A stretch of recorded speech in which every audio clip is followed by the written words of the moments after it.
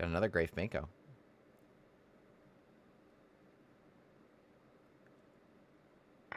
Thanks, y'all. We got it. We got it. The delayed Benko Gambit. Getting the best possible version of it. Typically, this is what happens. Even against people who know what they're doing. This is now... If it were to come out... I'll analyze the other options later. Focus on this game for now. A lot of people got an 86 check, which is actually not a good move. After trade and 84. Suddenly that knight does everything. Hits the queen, defends c5, and supports queen a5 check. Oh, that's exactly what he did. I'll show some better options at the end. So now... Yeah, tough situation. You gotta be very careful. Queen e5 looks the most instinctive, but loses the fastest. It attacks here and here. However, queen a5 check, and there's just nothing to do. There's no block. That's smarter, because queen a5 check, now there's bishop d2. It doesn't force king d1, knight takes f2. So queen d3, d5 needs to be played. Queen a5 check, bishop d2. I would just would have had to trade everything. d5 played, defending here. I think queen d3 is a solid choice. Not that there was a great one, obviously. But now this position just flows really, really well. Castles, rook is going to attack f2. Bishop a6 going to attack that queen. Knight can also use that square. Can jump to b4 via either c6 or a6. Looking at ideas of knight c2. Can't keep the knight out of b4 with something like a3. Because takes, rook is in play. So really just a really, really fun position. Knight d6, not a great move. It's not so obvious what you play otherwise. Because like d5, e5, like these pawns can roll. But yeah, I mean, white is better off just doing something like that, honestly, in this line. But not a lot of people know that. So here, bishop a6, queen moves, taking takes. Makes a lot of sense. So, I mean, like, that's certainly an accomplishment to force that to happen. However,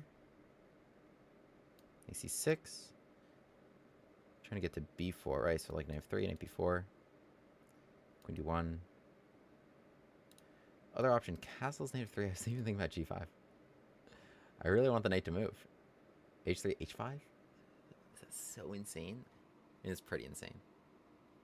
Didn't I have some theory with this, actually? Now that I'm talking about it. Castles, knight of 3. Wasn't there some knight c6, bishop e2, knight e5? Takes knight of 2.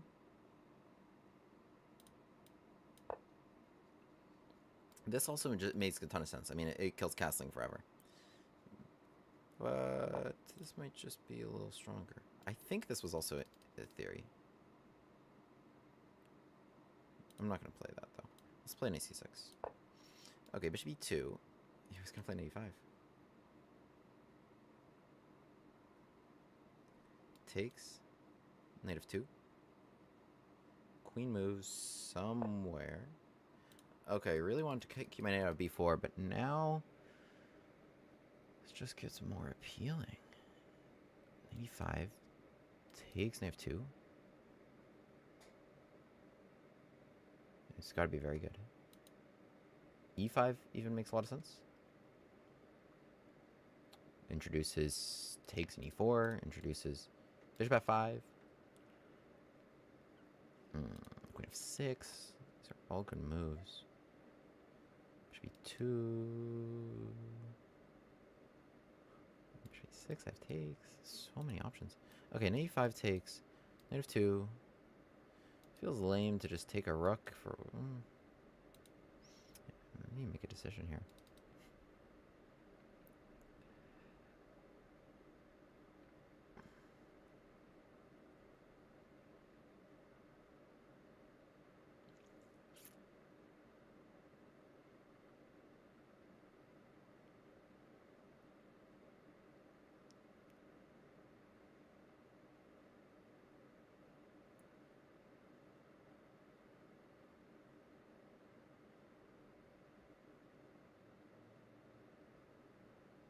Okay, let me just play a5.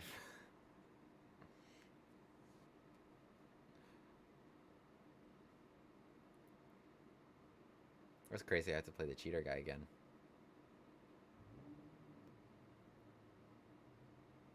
All right, knight takes e5. I even have rook takes f2, which is no, not good. I mean, this rook takes a2 even in that position, but okay, I'll just take everything. Bishop a6 would give them maybe an interesting queen sacrifice, so I won't do that. Thing is, yeah, castles long is never good for them because there's always this. There's always these files. So in these lines where you give A and B for C, whether that's this or the alphabet gambit, giving A and B for C means you have this. Oh, queen h4 check. Oh my goodness, it's gorgeous. Is that not the most beautiful move you've ever seen? Takes, rook takes f1, checkmate. Oh my goodness, that's so pretty. g3, knight takes g3. Still can't take the queen because I'm mate. No! That was so cool. That was so cool. That was so cool. Oh, queen h4 check. Oh my god, bishop a6. So like the knight here is actually still quite useful. Taking away that square forces the queen back to d1. Queen to h4 check. If g3, I was just gonna take it.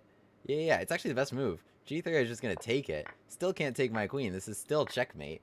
What do you do? This is checkmate 2. Cross. What do you do? Takes a6. Okay, you gotta be careful here. Oh, you could just take back. This is still mate. This is still mate. It's controlled. Oh my god, you just recapture. Poor king. Poor king. Oh my goodness, that's nasty. That was nasty. Knight e5 here. Yeah, it was one of the best ways to win. Rook takes f3. I was thinking about this. Takes, knight e5. I don't know why I didn't do it. Look at that. Boom, boom. Get them all over the board. Fun stuff. That would have been fun. Okay, yeah. I mean, this is just so good. This is just so good. So here we play a6, and somehow we're getting the best possible position, right? So the point is, because if we play c5 right now, and this is the Benko gambit, b5 takes a6, right? So knight c3 is a line in the Benko, but it's not a great line. And so if we can get this position, it would be great. It would be great. However, you know, pawn takes e6 is the main move. I mean, there's some other moves. b6 is an option.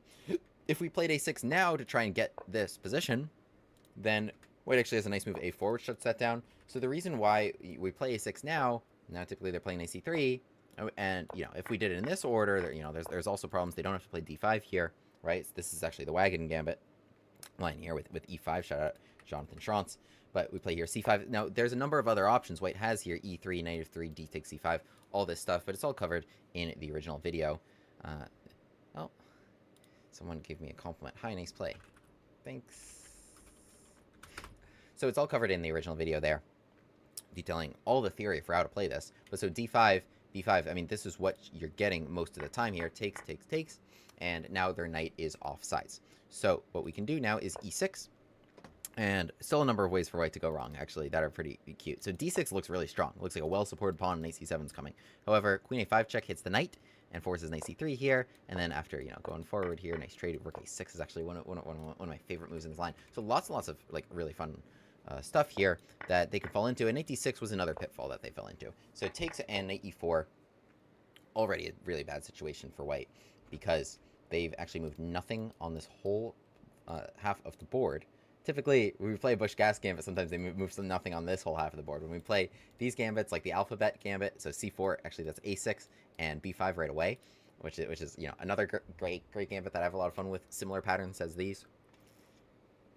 Yeah, it looks like the queen's dominating on d6, but suddenly knight e4, and she's thrust backwards. Queen e5 would be a great option to attack here and here, but like I was saying in the game, no bishop to d2 without the queen support. No block at all. You don't have your knight anymore. So king d1, knight takes f2, and you can just lose. So white chose one of the better options here, which is queen d3. Hits the knight, but d5, I'm perfectly happy to defend like that. Okay, e3. f3 was the best, but I don't think you want that. So knight e3 and castles. Knight f3 was a perfectly reasonable way to play. And yeah, here, so there's a number of ways that this, I mean, look at this, minus 2.6 position, just super dominant. Very hard to achieve these next couple moves when bishop a6 can come, when knight can come to e5, and like g5, g4 can be even a resource, or the knight can waltz into b4, something like this. Just lots of good stuff all over the place. So here I chose knight c6 and knight e5. Just one of many good moves here. Bishop a6 is another good move, and just taking on, capturing on f1 here, nothing wrong with that. Their king has nowhere to go, right? Long castle is not a good idea in these lines. Knight here is just really, really dominant in the middle of the board. Just really tough to play for white in general here. So bishop to d2, I jumped in with knight e5, and just went for the simple route, just grabbing a lot of material.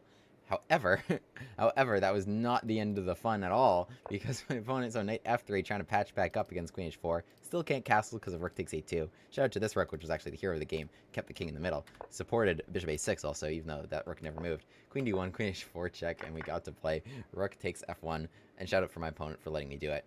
So yeah, my opponent was 2184.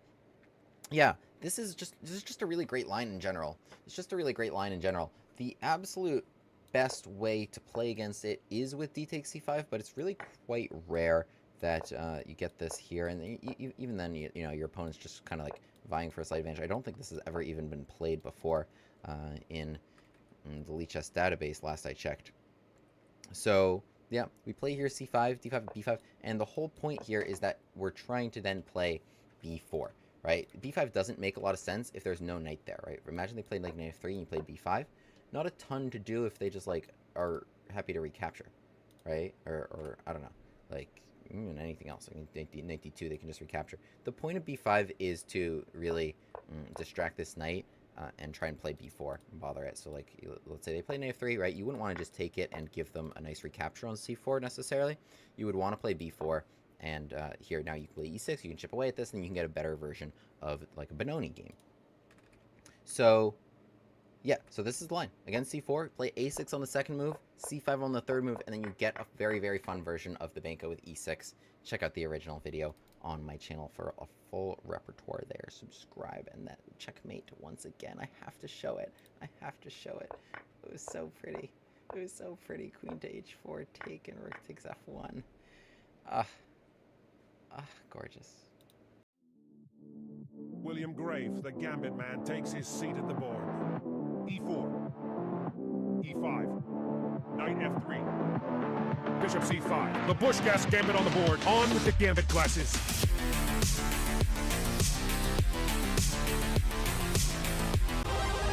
Hero pod unlocked.